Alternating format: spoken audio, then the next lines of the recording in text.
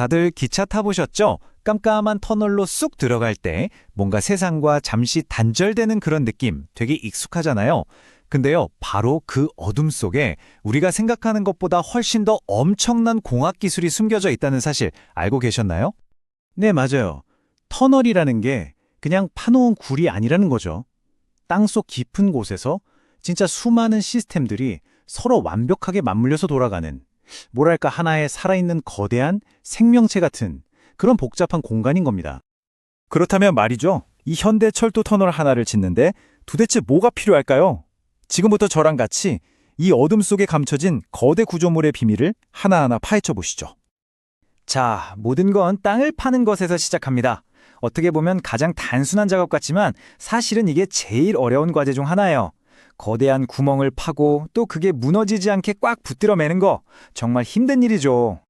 터널 공사를 할 때 엔지니어들이 가장 머리 아파하는 문제 중 하나가 바로 이 여굴이라는 겁니다. 이게 뭐냐면 계획한 것보다 땅이 더 많이 파이는 거예요.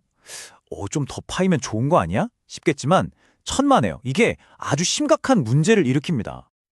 자, 이 숫자 좀 보세요. 15에서 18%. 이게 뭘 의미하냐면요. 그냥 계획보다 좀 더 팠을 뿐인데 이 여굴 때문에 터널 짓는 전체 비용이 최대 18%나 더 들어갈 수 있다는 얘기예요.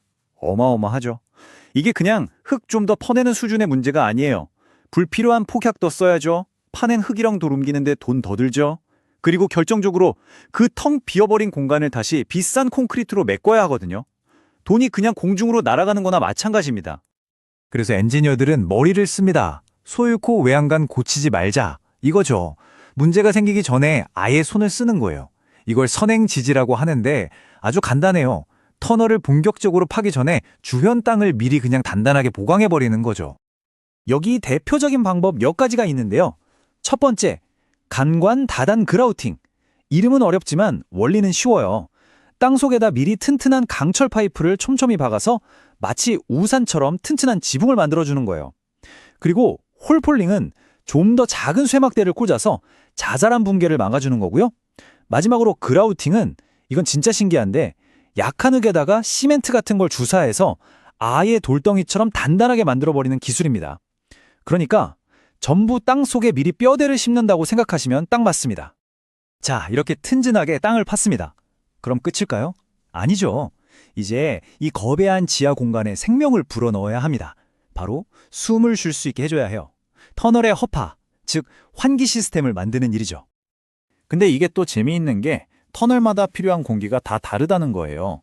예를 들어 매연을 뿜어내는 디젤 기차가 다니는 곳은 어떨까요?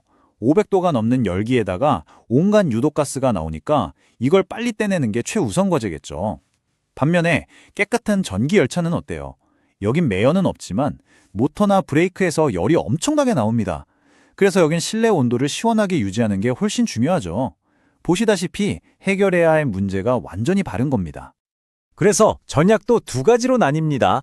디젤 열차 터널처럼 공기가 심하게 오염된 곳은 아예 그냥 오염된 공기를 싹 다 밀어내고 새 공기로 갈아치우는 치환 방식을 써요. 통째로 바꿔버리는 거죠. 반면에 전기 열차 터널처럼 온도 관리가 중요한 곳은 계속해서 신선한 공기를 섞어주는 희석 방식을 씁니다. 물에 찬물 타서 식히는 거랑 비슷하죠. 상황에 딱 맞는 맞춤 전략을 쓰는 겁니다. 자, 이제 터널의 뼈대도 만들고 허파도 만들었으니 신경계를 깔아줄 차례예요. 우리 몸의 신경처럼 수 킬로미터에 달하는 터널 구석구석에 전기를 보내고 신호를 주고받고 모든 걸 통제하는 아주 복잡한 시스템이죠. 이 수많은 신경망, 그러니까 케이블들을 안전하게 보호하고 또 깔끔하게 정리하는 곳이 바로 공동관로입니다. 쉽게 말해서 터널벽에 만들어 놓은 케이블 전용 도로라고 생각하시면 돼요. 아주 중요한 시설이죠. 이 도로 위로는 아주 중요한 세 가지 종류의 케이블이 지나가는데요. 첫째, 기차를 움직이게 하는 심장과도 같은 전력 케이블.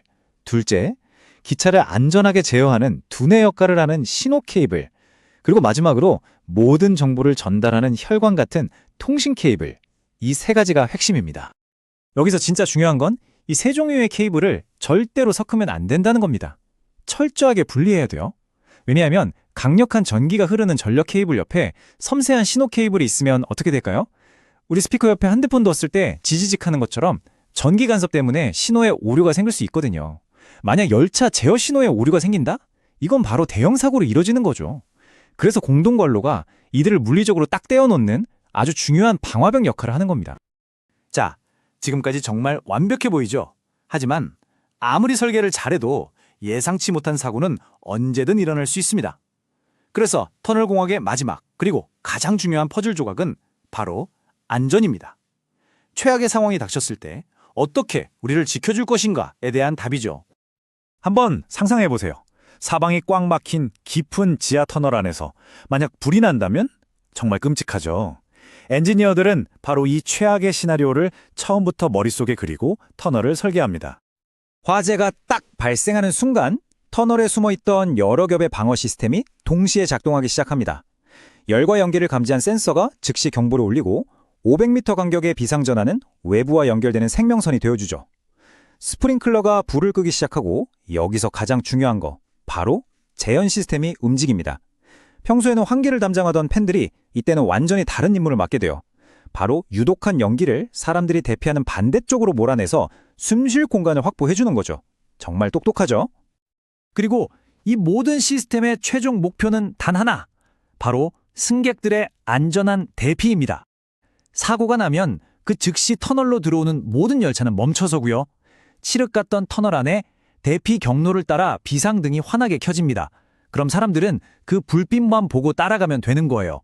가장 가까운 안전한 출구까지 완벽하게 안내하도록 모든 절차가 짜여 있습니다. 자, 이제 그림이 좀 그려지시나요? 땅을 파고 숨을 쉬게 하고 신경망을 깔고 안전장치까지. 지금까지 우리가 살펴본 이 모든 시스템들이 하나로 합쳐져서 거대한 살아있는 인프라가 되는 겁니다. 네.